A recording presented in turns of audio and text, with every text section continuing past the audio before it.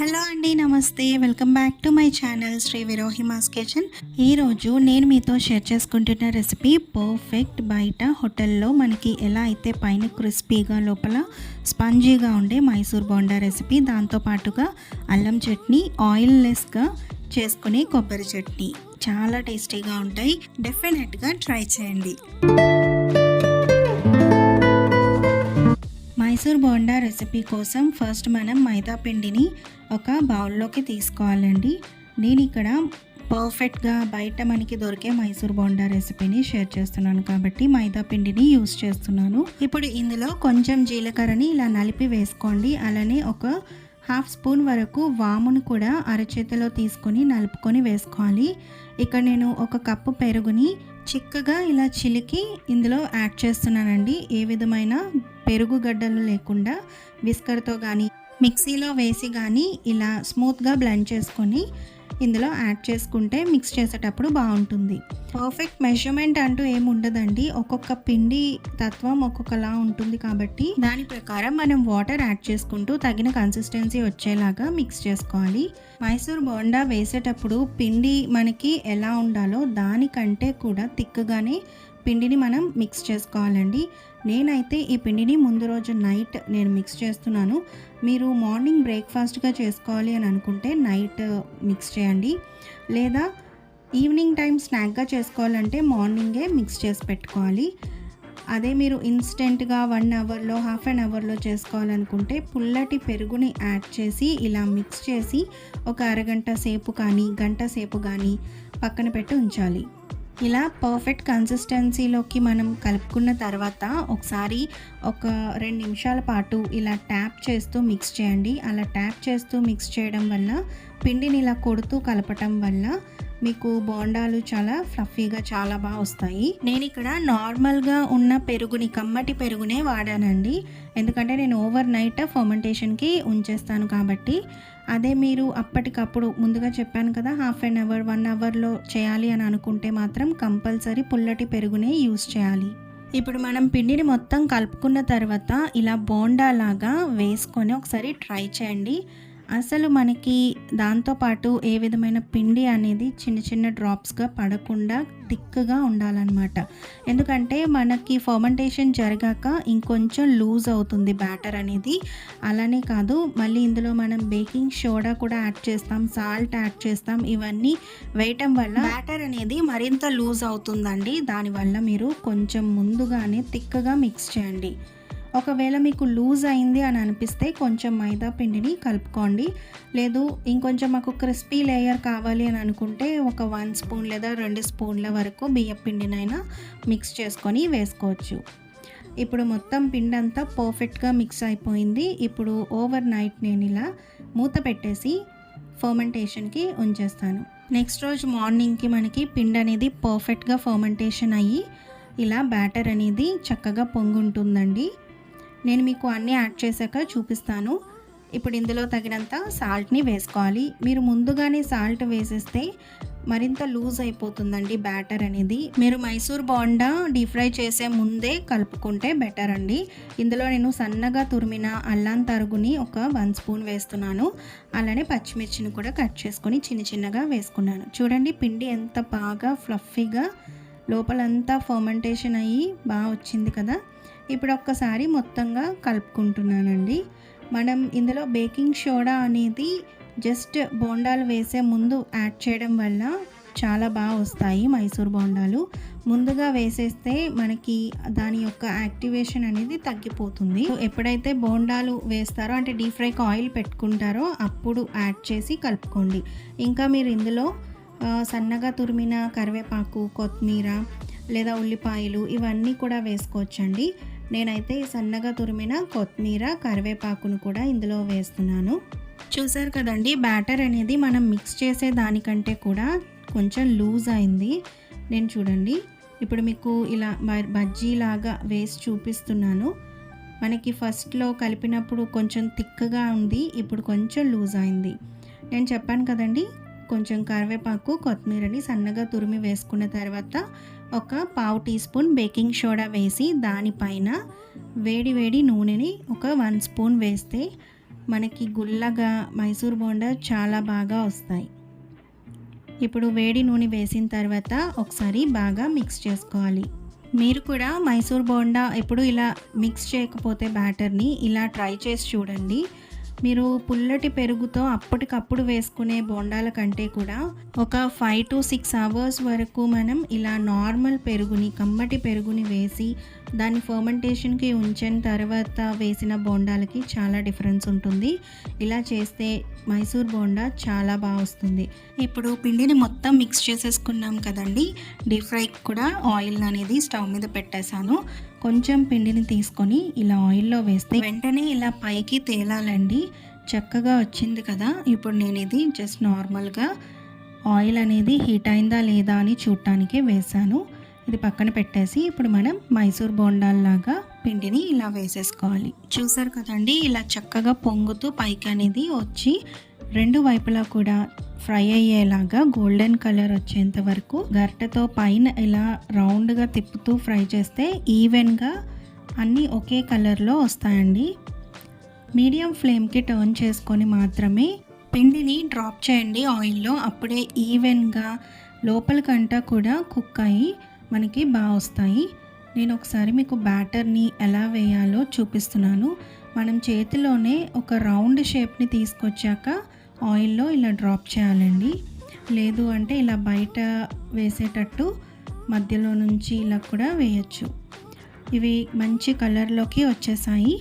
వీటిని ఇప్పుడు సెపరేట్ చేసేసుకొని ఒక ప్లేట్లోకి తీసుకోవాలి. ఇలానే మొత్తం బ్యాటర్ అంతా కూడా మనం ఆయిల్లో డీప్ ఫ్రై చేసేసుకొని తీసేసుకోవడమేనండి.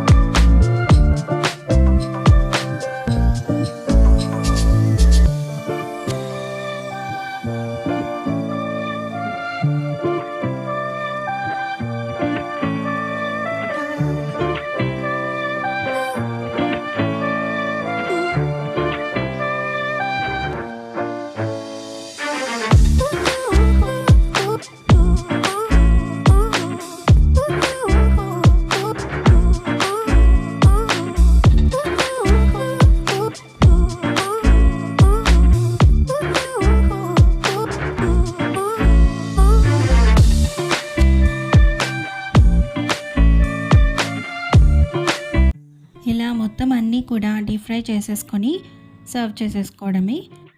చూసారు కదండి, మనకి బయట హోటల్లో లానే క్రిస్పీగా చాలా బాగా వచ్చాయి.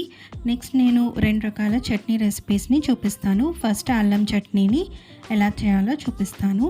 ముందుగా స్టవ్ పైన పాన్ పెట్టుకొని ఆయిల్ యాడ్ చేసుకోండి.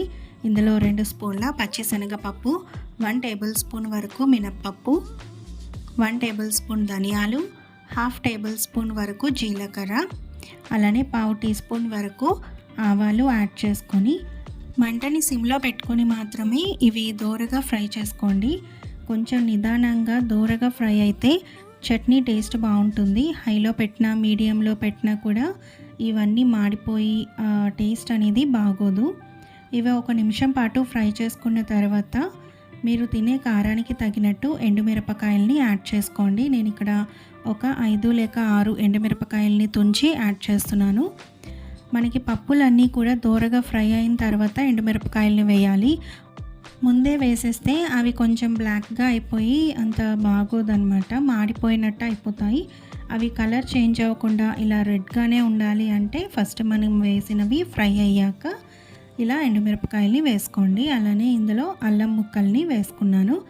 ఒక కప్పు వరకు అల్లం ముక్కల్ని తీసుకొని యాడ్ చేశానండి. అల్లం ముక్కలు కొంచెం మనకి మగ్గేంత వరకు ఫ్రై చేసుకోవాలి. ఇలా 1 నిమిషం పాటు ఫ్రై చేసుకున్న తర్వాత ఒక 4 లేక 5 వెల్లుల్లిపాయ రెబ్బల్ని దంచుకొని ఇందులో యాడ్ చేయండి. అల్లం చట్నీ అనగానే మనం కొంచెం అల్లం ముక్కల్ని ఎక్కువ యాడ్ చేస్తూ ఉంటాము.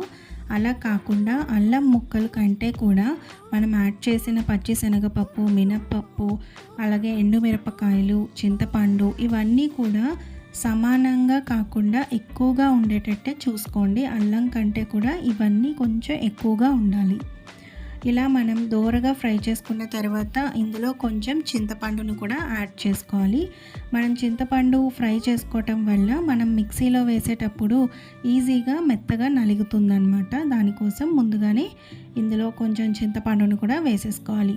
ఇవన్నీ కూడా మగ్గిన తర్వాత ఇవి చల్లారాక మిక్సీ జార్లోకి వేసేసుకొని చట్నీకి సరిపడా సాల్ట్ని, అలాగే మీరు తినే స్వీట్నెస్కి తగ్గట్టు బెల్లాన్ని యాడ్ చేసుకొని వాటర్ యాడ్ చేసుకుంటూ స్మూత్గా బ్లెండ్ చేసుకోవాలి.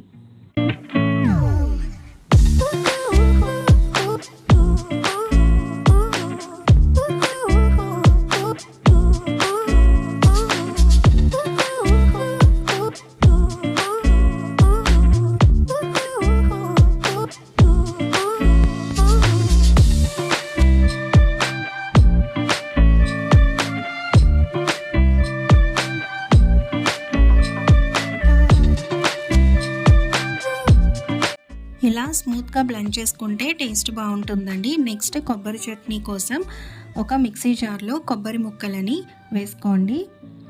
అలానే మీరు తినే కారానికి తగినట్టు పచ్చిమిర్చిని, అలానే కొంచెం సాల్ట్, జీలకర్ర, పుట్నాలు లేదా వేపిన శనగపప్పు వేసేసుకొని ఇందులో వాటర్ యాడ్ చేసుకుంటూ మీకు కావాల్సిన కన్సిస్టెన్సీ వచ్చేంత వరకు బ్లెండ్ చేసుకోండి. ఇందులో ఏమీ కూడా ఫ్రై చేయాల్సిన పని లేదండి. డైరెక్ట్గా కొబ్బరి ముక్కలు ఇవన్నీ కూడా వేసేసి ఇలా బ్లెండ్ చేసి మనం సర్వ్ చేసుకోవచ్చు. చాలా టేస్టీగా కూడా ఉంటుంది. నేను ఇప్పుడు అల్లం చట్నీకి పోపు పెడతాను కాబట్టి ఇందులో కూడా పోపు వేస్తున్నానండి, లేకపోయినా బాగుంటుంది. ఇప్పుడు పోపు కోసం స్టవ్ పైన ప్యాన్ పెట్టుకొని ఆయిల్ హీట్ అయ్యాక ఆవాలు, కొంచెం ఇంగువ, అలానే ఇందులో ఒక ఎండుమిరపకాయని తుంచి వేశాక స్టవ్ ఆఫ్ చేసేసి కరివేపాకుని వేసేసి ఈ పోపుని అల్లం చట్నీలో, అలానే కొబ్బరి చట్నీలో కూడా వేసేస్తున్నాను. చాలా సింపుల్గా రెడీ అయిపోతుంది ఈ పోపు అనేది. ఈవెన్ మీరు ఇష్టమైతే పచ్చిశనగపప్పు, మినప్పప్పు, జీలకర్ర ఇవన్నీ వేసుకోవచ్చు. ఈవెన్ దంచుకున్న వెల్లుల్లిపాయ రెబ్బల్ని కూడా వేసుకొని ఆ తర్వాత చట్నీలో వేసేసుకోవచ్చండి. నేనైతే పోపు కొంచెం సింపుల్గా ఇలానే చేస్తాను కాబట్టి ఇలా చూపిస్తున్నాను. మీకు నచ్చితే అలా కూడా వేసుకొని చేసుకోండి. అంతేనండి, 2 రకాల చట్నీలు కూడా రెడీ అయిపోయాయి. హోటల్ స్టైల్లో లాగా మైసూర్ బోండా, దానికి కాంబినేషన్గా అల్లం చట్నీ, అలానే ఏ విధమైన ఫ్రై చేయాల్సిన పని లేని కొబ్బరి చట్నీ చాలా టేస్టీగా ఉంటాయండి. ఈ 3 రకాల రెసిపీస్ ఈ కాంబినేషనే చాలా బాగుంటుంది. మీరు కూడా ఈ వీడియోలో చూపించినట్టు అన్నీ కూడా ఒకసారి చేసి చూడండి, మీకు కూడా డెఫినెట్గా నచ్చుతాయి. ఎప్పుడైనా ఒకసారి మీకు తినాలి అని అనిపిస్తే అది కూడా ఈ చల్లని వెదర్లోనే మనం తినగలము. సమ్మర్లో అయితే ఇలాంటి రెసిపీస్ని టచ్ కూడా చేయలేము కాబట్టి ఇలా కూల్ క్లైమేట్స్లోనే ఎప్పుడైనా ఒకసారి మీకు మైసూర్ బోండా చేసుకోవాలి ఇంట్లో అని అనిపిస్తే ఇలా ట్రై చేసి చూడండి, డెఫినెట్గా చాలా బాగా కుదురుతాయి. మీకు ఈ వీడియో నచ్చినట్లయితే లైక్ చేసి, షేర్ చేసి శ్రీ విరోహిమాస్ కిచెన్ ఛానల్ని సబ్స్క్రైబ్ చేసుకోండి. Thanks for watching. Bye, take care.